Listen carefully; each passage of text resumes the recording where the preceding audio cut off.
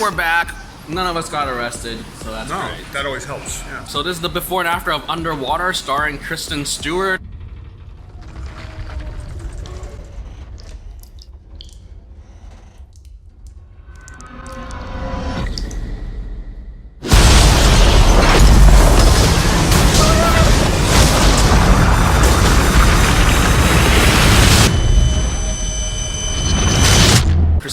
Henwick's T.J. Miller, and directed by some dude who's directed 2 other films, Love and The Signal. Both were indie films, so that's nice. That's all I know. I'm only here because Kristen Stewart, and it looks visually kind of interesting. Okay.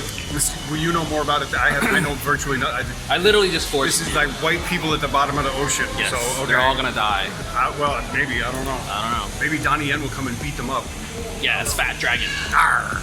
But yeah, we'll probably see that trailer again today. God. Oh boy. Yeah, I'm just here because, you know, Kristen Stewart's acting has been interesting, and I'm just contributing to the HK box office. Sure, why not? Why not? Because I'm actually surprised that they're actually screening this. Why? Because it's so indie, and there's no major star power that I don't think local it's special effects. Oh, that's true. You know. Yeah. Hong Kongers just love special effects. They really do. You know. That's all they need. They don't need story. They don't need anything else but special effects. Useless anecdote. 1993, first year a foreign film was #1 in the Hong Kong box office for the year was Jurassic Park because, dinosaurs, you know. Siu-Hei Guai. It's like if I have to pay the same amount for either a Chao Xing-Chi movie that he made in 2 weeks or $100 million worth of dinosaurs, people always would pick the dinosaurs. So I mean, Jurassic Park is Jurassic Park. Yeah, but I'm just saying, it's like you said, effects driven, because in Hong Kong they can't do it, and I don't blame them, because good effects are prohibitively expensive. Mm-hmm. So yeah, but I'm looking forward to this movie just for that, just to see the under seascape, underwater sea, whatever. Gives you a taste of what Avatar 2 could look like, maybe. I don't know. I don't know. I've never saw the first one. Oh, okay.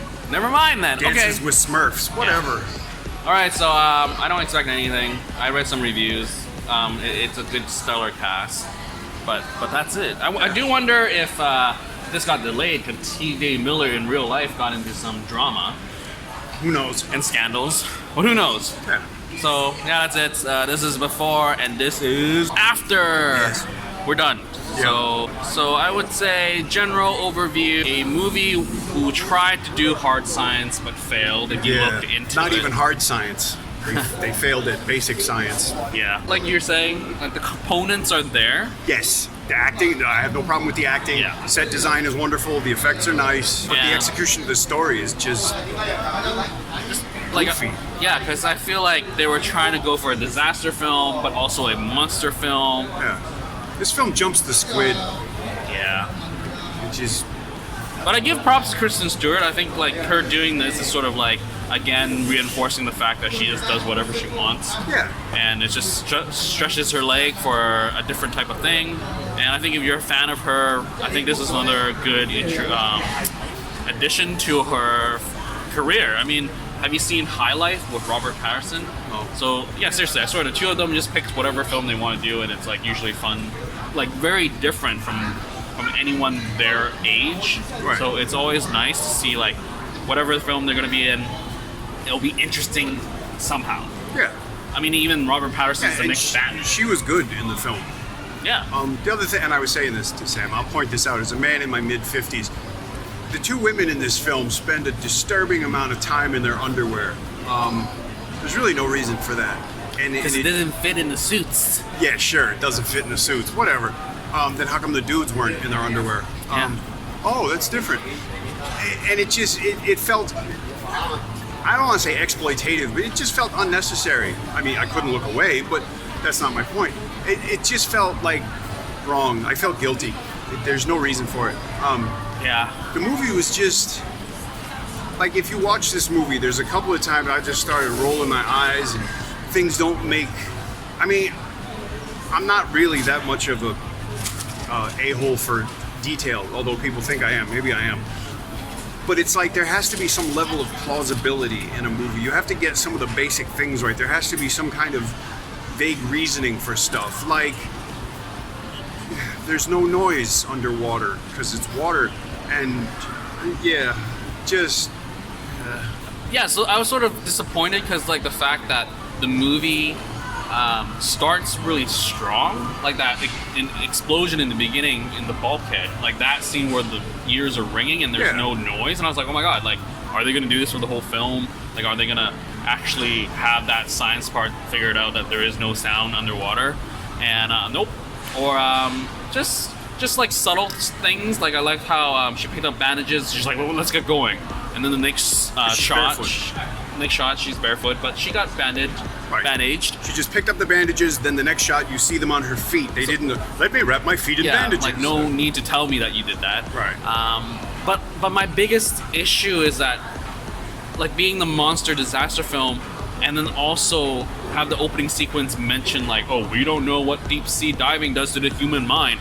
They don't really go into that, but yeah, it's like, why do you start that with the movie? Right. So I thought there would be a lot more hallucinations, a lot more like questioning, like, is this real? Yeah. There was one scene with, was it the Asian woman, Emily? She goes kind of off, like, and I thought, is this going to be like it? Is this going to be where she's going to go nuts and oxygen that's it? deprivation?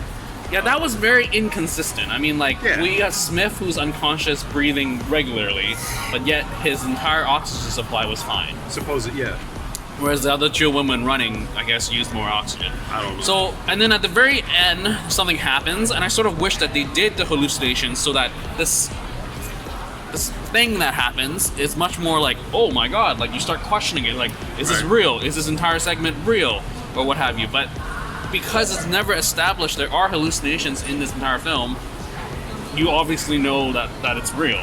And it's just like, why? And it's very Lovecraftian. And then you mentioned you saw some like H.R. Geiger kind of stuff happen. Yeah, there's one.